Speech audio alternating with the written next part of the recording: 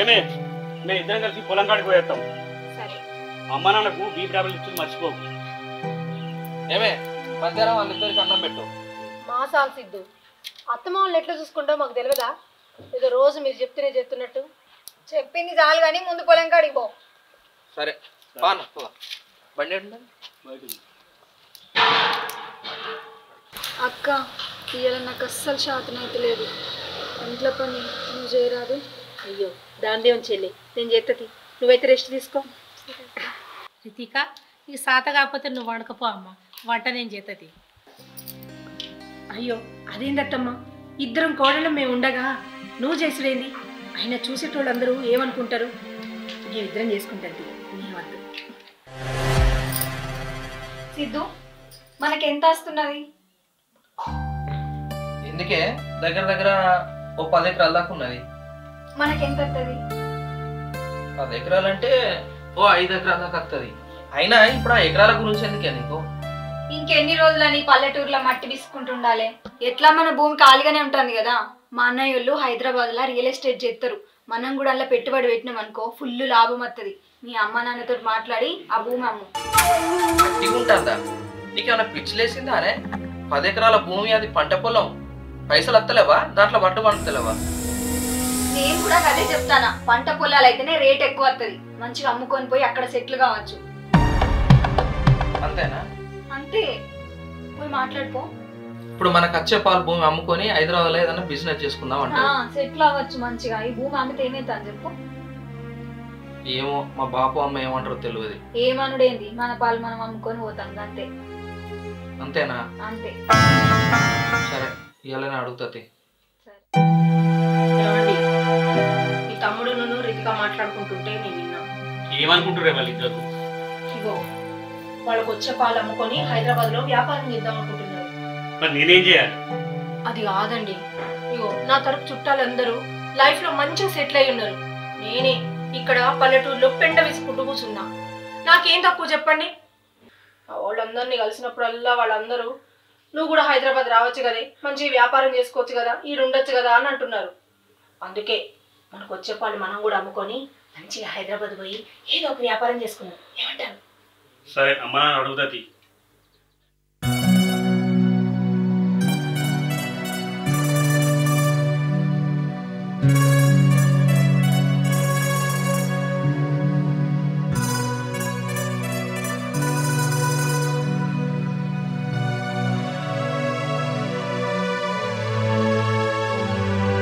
బాబు నీతో ఒక విషయం మాట్లాడాలి. ఏది బిడ్డ అడుగు. అది బాబు, అడే మాట పడుతుంది కదా, చిన్నోడ నువ్వనే చెప్పలేవుగా. అదంటే అమ్మ అది కాదమ్మా, నేను చెప్తా ఈరోజు. మనకి 10 ఎకరాల పొలం ఉంది కదా, మా పాలు మాకు పంచితే అది అమ్ముకొని మేము హైదరాబాద్లో మంచిగా వ్యాపారం చేసుకొని బతుకుతాం. అవునత్తమ్మా, ఇన్ని రోజులు ఈడ బతికింది చాలు. ఇక మిగిలిన జీవితం హైదరాబాద్లోనే. మా పాలు మాకు పంచియుర్రి. చూడగలమా, భూమి అంటే ఆస్తి కాదు, అది మన ఇంటి పరువు. భూమిని అమ్మితే మన పరువు పోయినట్టు. ఆయన ఇప్పుడు భూమి అమ్మాల్సిన అవసరం ఏమొచ్చింది? మీరు ఎట్లా వ్యవసాయం చేసుకుంటారు కదా, అట్లనే చేసుకోరు. అయ్యో మావయ్య, మేము ఇక్కడ ఉండం, మేము వ్యవసాయం చేయమనే కదా మీకు చెప్తున్నది. చెప్పేది అర్థమైతే లేదా మామయ్య? మా ఆస్తి మాకిస్తే మా బతికేదో మేము బతుకుతాం. ఇంత చదువుతుంది ఈ వ్యవసాయం చేసుకుంటే మాకు నచ్చుతుంది బాబు. నీ కూడా చెప్పినట్టు మాకు నాకు ఇచ్చేది. అంటే బాపు మా ఉద్దేశం ఏంటంటే ఆ భూమి ఎన్నట్టుకున్నా మాకే కదా బాపు. ఆ ఇచ్చేదేదో ఇప్పుడైతే మా బతుకుదేరేవేమో మేము చూసుకుంటాం. అదే నేను బతుకున్నంతసేపు మీకు ఆస్తిమంతులు జరగదు. ఈ ఒక్క విషయంలో నన్ను ఇబ్బంది పెట్టదు. అంటే బాపు అది కాదు మావయ్య.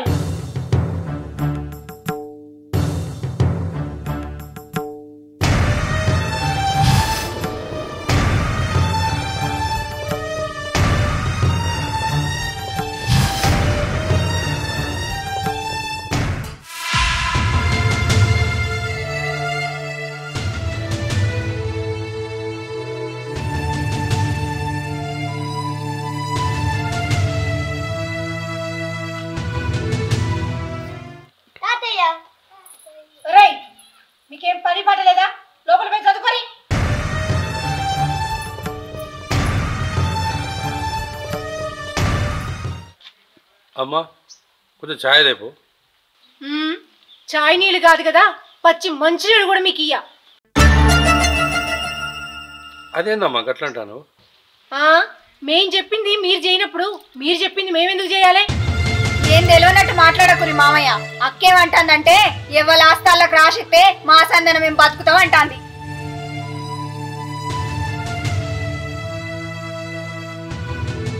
మంచినీళ్ళే కాదు, మీరు అన్నం పెట్టకుండా సరే నా కంఠంలో ప్రాణం ఉండగా ఆ భూమికి పంచిచ్చుడు జరగదమ్మా. అవునా బాపు? మరి ఆ కంఠంలో ప్రాణం ఎప్పుడు పోతుందో చెప్పరాదు? అరే చిన్నోడా, ఏం మాటలు రావి? మరి ఇంకెట్లా మాట్లాడాలమ్మా? మా భూమి మాకు మంచియడానికి ఇబ్బంది ఏమున్నది మీకు?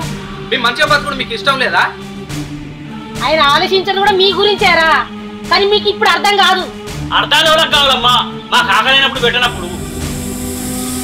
కడుపులో పుట్టిన వాళ్ళకి భూమి మంచిగా సాత కాదు, కానీ బయట గొప్పలు చెప్పుకోవాలి.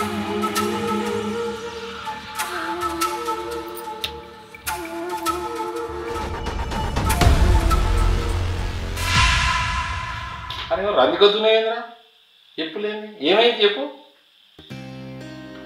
ఇక నా ఇంటి వ్యవహారం నీకు తెలియదు ఏముంది చెప్పు.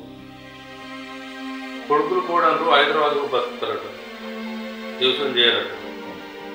ఆ ఉన్న పొలం అంతా ఎవరి వాళ్ళు మంచిగా ఉంటారు. నాకు మంచి చూడు ఇష్టం లేదు. వాళ్ళ కాగిత పొలం ఉంటుంది, ఎట్లా బతుకుతారు చెప్పు. ఏం చేయాలి అర్థమైంది. దానికేంటి నువ్వు ఒకసారి వచ్చి మాట్లాడతాను, నువ్వేం బాగుపడవు.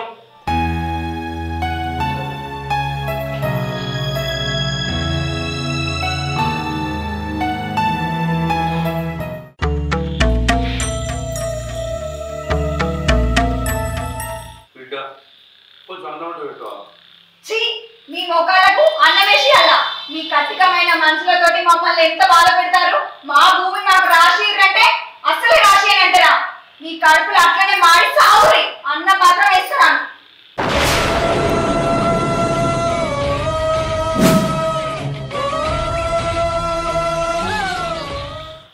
ఎవరా కనకయ్య అందుకొద్దున్నావు? నీ కొడుకులు కూడా లేరా? ఎటు వేరు మాట్లాడిపోదామని వచ్చిన?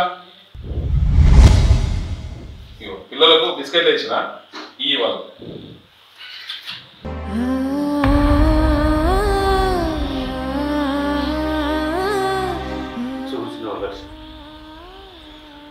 కొడుకులను కానీ పెంచి పెద్ద చేసి చదువు చేపించి వాళ్ళ పెళ్లిళ్ళు చేసి ఇంత ఇల్లు కట్టి భూమి జాగా సంపాదిస్తే బుక్కడ బువ్వకు నోసుకోపోతే వాళ్ళ చేత ఆకలి ఆకలి దండం పెట్టు అంటే కూడా ఏ కోడలు బుక్కడ అన్నం పెట్టదు. ఎందుకేమో మన రాకలికి ఇంతే కావచ్చు. పొద్దు గడుచుందా అసలు ఆకలి అంటాను. రెండు బిస్కెట్ తిల్లి కడుపు స్థలం పడుతుంది. ఈ అటు రోజున ఈ బిస్కెట్లే మనకు అన్నమైనా అయ్యో రాత.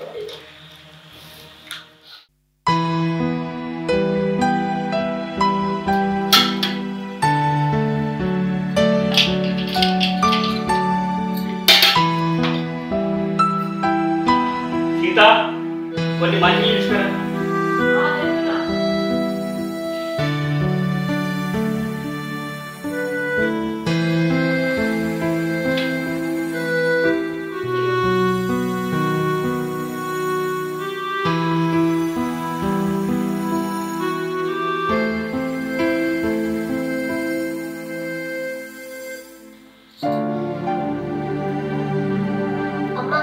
ఈరోజు నా పుట్టినరోజు కదా, తాతయ్య నాన్నమ్మతో గుడికి పోతాం. వద్దు.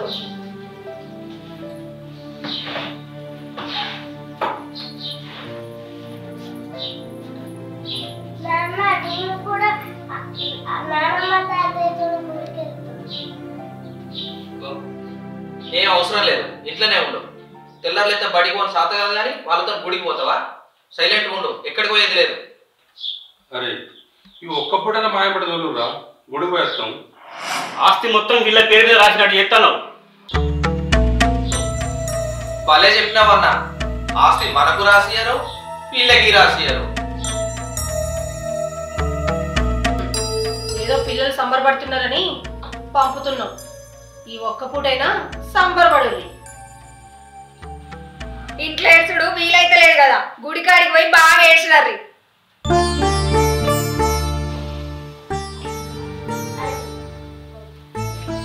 కడుపున పుట్టిన వాళ్ళకు పైసలు ఆస్తులు రాసి సాత కదా కానీ మన వాళ్ళని గుడికి తీసుకపోవడం మాత్రం బాగా తెలుసు. దిక్కు వాళ్ళ మనసు పాయ.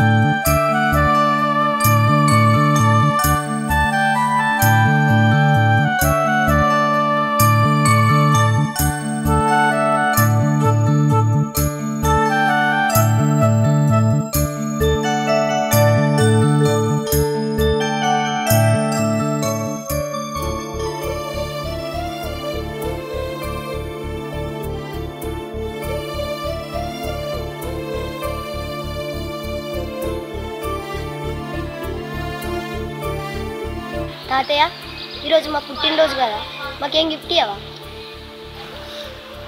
మా దగ్గర ఏం గిఫ్ట్ ఉంది బిడ్డ? ముద్దు నానమ్మ.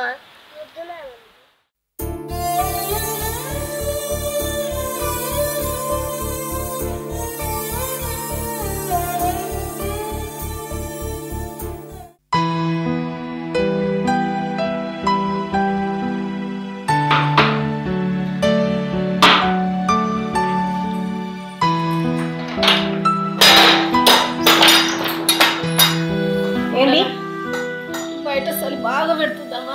అయితే నన్నేం చేయమంటారు? ఆడ వండుకుంటాం. చలి లేదు గిలి లేదు, ఇష్టమైతే ఆడ బల్ల మీద పడుకోరు అంతే. ఆహా, ఇదివరకు ఏసీ రూమ్ లో పడుకున్నారని ఇప్పుడు దోమలు కుడుతున్నాయి అంటున్నారా? ఇష్టమైతే ఇక్కడ వండురి, లేకపోతే ఎక్కడైనా పడి సావుర్రి.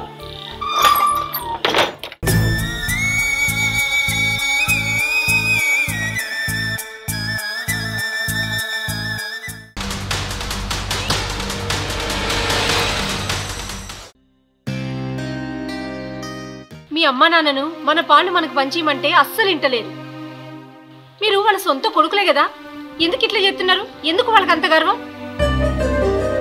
వాళ్ళకి మంచులు పోయాలన్నా, వాళ్ళకి ఇంత బుక్కెడు బువ్వ పెట్టాలన్నా కూడా మాకు మనసు ఒప్పుతలేదు. ఇగో మీ ఇద్దరు అన్నదమ్ములు ఏం చేస్తారో మాకు తెలియదు. ఒక్క నిమిషం కూడా వాళ్ళు మన ఇంట్లో ఉండడానికి వీల్లేదు. అవును, వాళ్ళని బస్ స్టాండ్ లో వదిలేస్తారా, లేకపోతే అనాథాశ్రమంలో వదిలేస్తారా, లేకపోతే ఎక్కడన్నా రూమ్ లో కిరాయి కుంచురి. ఇంట్లో కనబడితే మాత్రం మంచి ఉండదు చెప్తానా. మనం మంచిగా బతుకుడు వాళ్ళకి ఇష్టం లేదా ఏంది? అరే తమ్మి, ఇదంతా గోస కన్నా ఒక వృద్ధాశ్రమం ఎత్తే అయిపోద్ది కదా. అబ్బా, మంచి ఆలోచన చేసామన్నా. మా అంటే నెలకు 5,000 6,000 ఖర్చు అవుతుంది. సచ్చేదాకా వాళ్ళే సాస్తారు. సచ్చిన తర్వాత ఏమన్నా బొందల గట్టకు తీసుకుపోయి పాతి పెడతారు. ఇక వాళ్ళు మనకు ఆస్తి అంటావా? ఎట్లా వాళ్ళు చచ్చిన తర్వాత వారసులు మనమే కాబట్టి అదంతా మనకే అవుతుంది. వాళ్ళు చచ్చిన తర్వాత ఉన్న ఆస్తి అమ్ముకొని మనకు నచ్చిన వ్యాపారం చేసుకొని మంచిగా బతకచ్చు అన్న.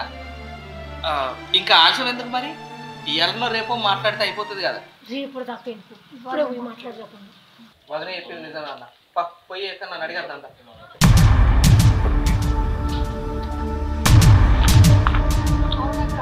వాళ్ళని అక్కడ ఉంచడం ఎందుకు? పైసలు దండగా 4 రోజులు తిండి పెట్టకపోతే ఈయనే చస్తారు కదా.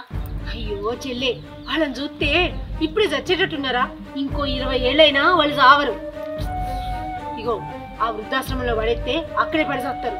ఎట్లయితేంది, వాళ్ళు చచ్చుడు కావాలి. చచ్చినాక మంచిగా భూమి అమ్ముకొని హ్యాపీగా బతకచ్చు. అప్పటిదాకా ఎందుకే, ఈ లోపలనే ఏదో ఒకటి చేద్దాం.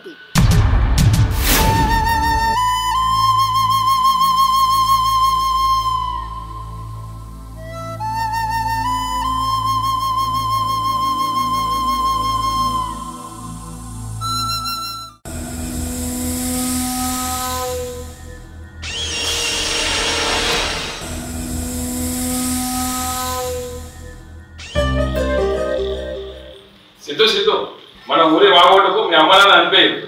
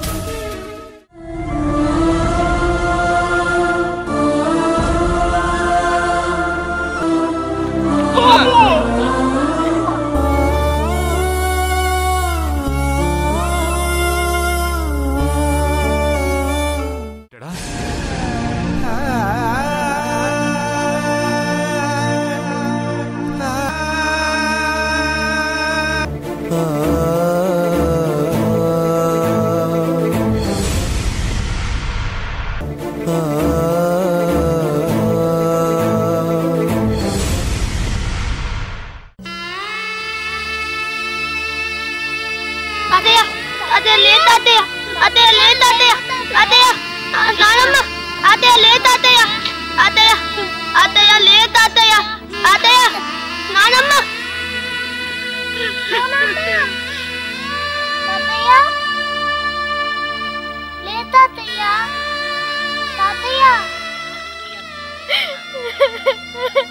లే అత్తమ్మ మీ మనమరాలు పిలుస్తుంది అత్తయ్య మామయ్య స్టోరీస్ అంటే చెప్పు మామయ్య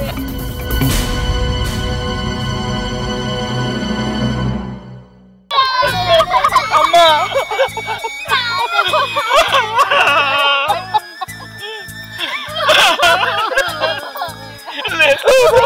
అమ్మా లేవు బాబు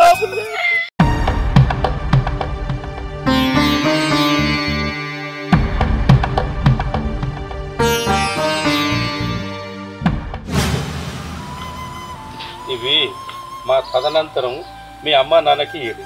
అప్పటిదాకా ఎవ్వరికి ఏం చెప్పద్దు. తదనంతరం అంటే ఏంటి తాతయ్య? తదనంతరం అంటే నేను చచ్చిపోయినాక బిడ్డ.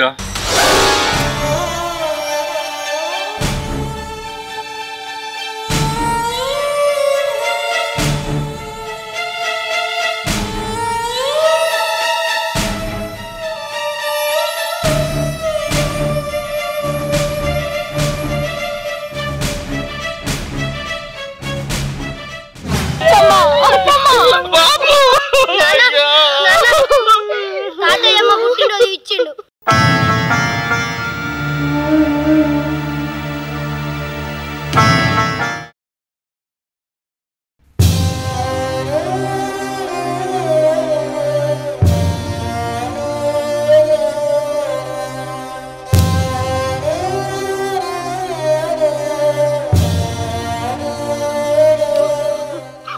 అన్నా ఇవి మన భూమి పేపర్లు.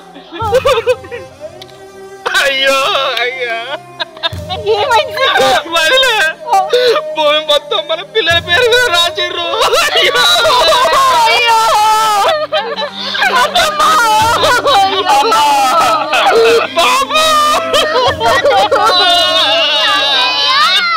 అరే చిన్నోడా పెద్దోడా, చిన్న కోడల పెద్ద కోడల, నేను సంపాదించిన ఆస్తి మొత్తం మా తదనంతరం నా మనవడు మనవరాలకు చెందే విధంగా వాళ్ళ పేరు మీద రాసింది.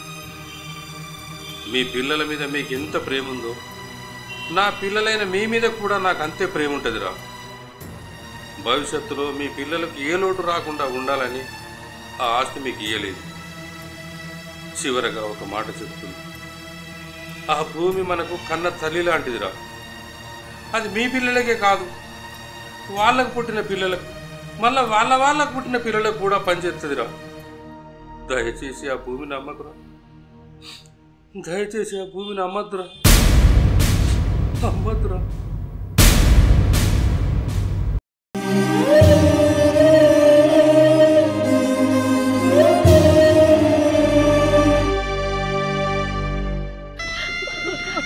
బాబు అమ్మ నన్ను క్షమించండి.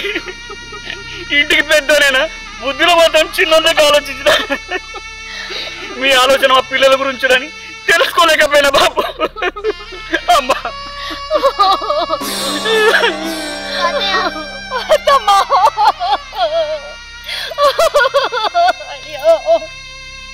మీ ఇంట్లో దీపం పెట్టడానికి వచ్చిన నేను మీకు మీరే తల వెనుక దీపం పెట్టుకునేటట్టు చేసిన. పెద్ద కోడలంటే ఇంటికి పెద్ద అనే విషయాన్ని మర్చిపోయినా.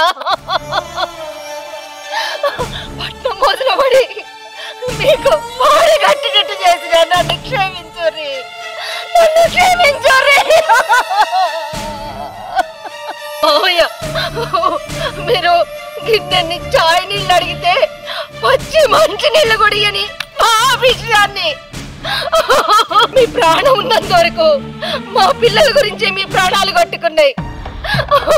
కానీ ఈ ప్రాణాలు పడడానికి నేను ఒక కారణమైనా.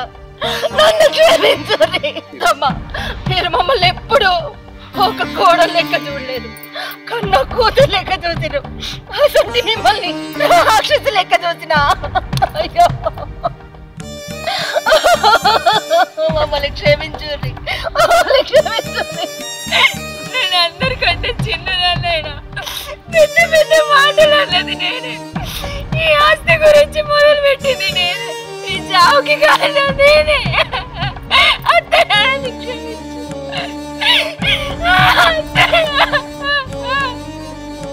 మీ చావుకి మొదటి కారణం నేనే అత్తయ్య, నేనే. నా కారణం వల్ల మీరు కాటికి పోయారు. మీరు నోరు విడిచి అన్నం అడిగితే గడపడ ఇబ్బందాన్ని, కానీ మీరు మా గడపడ పుట్టిన పిల్లల గురించి ఆలోచించుతారని అనుకోలేదు.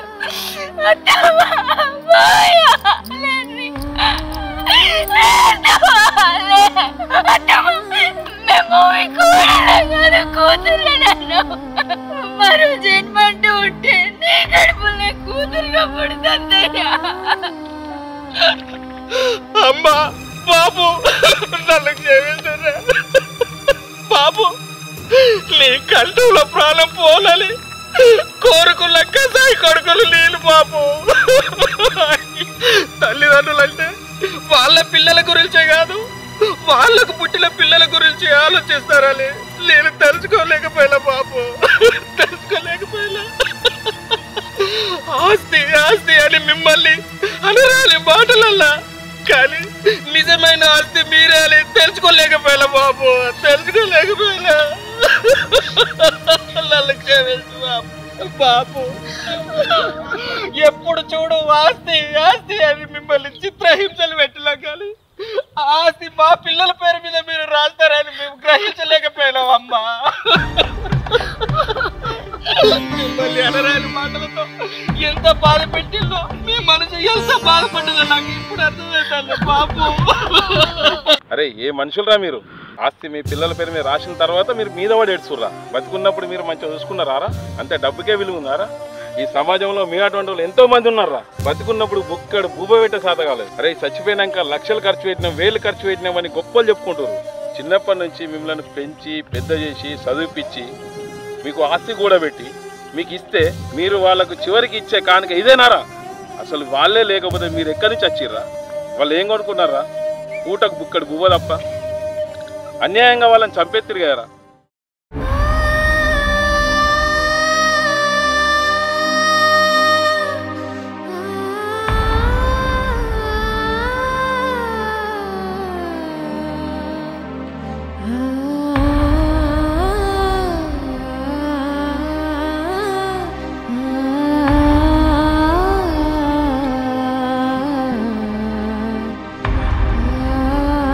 మాతృదేవోభవ పితృదేవోభవ అన్నారు పెద్దలు. తల్లిదండ్రులను మించిన దైవం లేదంటారు. నవమాసాలు మోసి కని పెంచి పెద్ద చేసిన తల్లిదండ్రులను కొంతమంది దుర్మార్గులు చిత్రహింసలు పెడుతున్నారు. ఒక్కటి గుర్తుపెట్టుకోండి, అసలు వాళ్ళే లేకపోతే మనం ఎక్కడి నుంచి వచ్చాం? మన కడుపున పుట్టిన పిల్లలపై మనకు ఎంత ప్రేమ ఉంటుందో మనల్ని కన్న తల్లిదండ్రులకు కూడా మనపై అంతే ప్రేమ ఉంటుంది. ఈ సమాజంలో కొంతమందైనా మారాలని ఆశిస్తూ మీరు చేసిన ఈ చిన్ని ప్రయత్నమే మా ఈ లఘు చిత్రం. ఇట్లు మీ తెలంగాణ విలేజ్ థియేటర్.